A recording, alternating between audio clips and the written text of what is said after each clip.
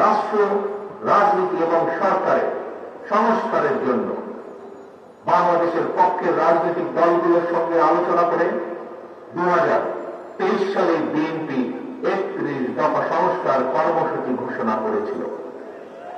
সংস্কার কর্মসূচি নিয়ে বর্তমানে বিএনপি সারা দেশে জনগণের বিভিন্ন শ্রেণী পেশা জনগণের সঙ্গে সংলাপ করে চলছে। পাশাপাশি সংস্কার কর্মসূচি বাস্তবায়নে বিএনপি অন্তর্বর্তীকালীন সরকারের সাথেও আলোচনা করছে।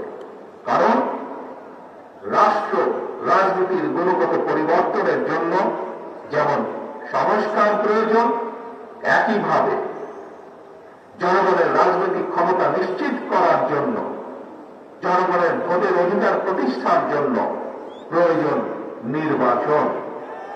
বিএনপি মনে করে সরকার এবং নির্বাচন উভয়ই প্রয়োজন।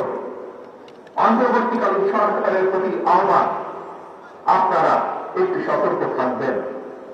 অন্তর্বর্তীকালীন সরকারের একটি অংশ সংস্কার এবং নির্বাচনকে মুখোমুখি দাঁড় করিয়ে ফ্যাসিবাদ বিরোধী রাজনৈতিক দলগুলোর মধ্যে সুপরিকল্পিতভাবে বিরোধ উস্কে দিতে চায়।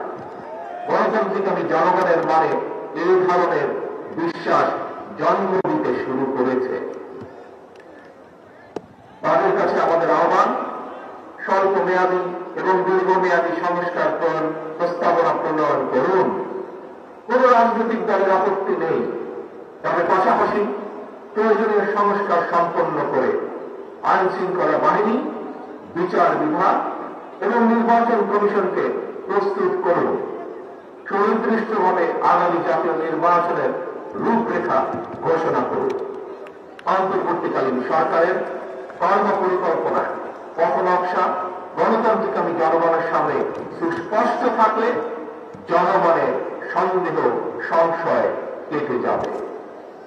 প্রিয় দেশবাসী, ফ্যাসিবাদ মুক্ত বাংলাদেশে জনগণের ভোটে জনগণের কাছে জবাবদিহিমূলক সরকার প্রতিষ্ঠার জন্যই বিএনপি সহ বাংলাদেশের গণতান্ত্রিক রাজনৈতিক দলগুলো অন্তর্বর্তীকালীন সরকারকে নিঃশর্ত সমর্থন দেওয়া অব্যাহত রেখেছে।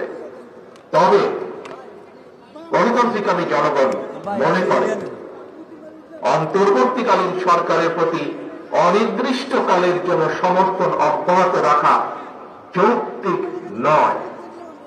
পলাতক স্বৈরাচার দেশে আর যেন মাথাচাড়া দিয়ে ওঠার সুযোগ না পায়, এজন্যই জনগণের কাছে জবাবদিহিমূলক সরকার প্রতিষ্ঠা অত্যন্ত জরুরি।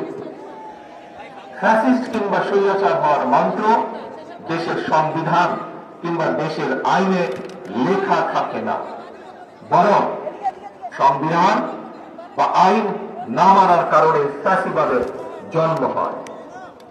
একজন ব্যক্তি বা গোষ্ঠী যখন থেকে নিজেকে কিংবা নিজেদেরকে একমাত্র অনিবার্য অপরিহার্য মনে করে, জনগণের উপর একক সিদ্ধান্ত চাপিয়ে দিতে শুরু করে, তখন থেকেই ফ্যাসিবাদের যাত্রা শুরু হয়।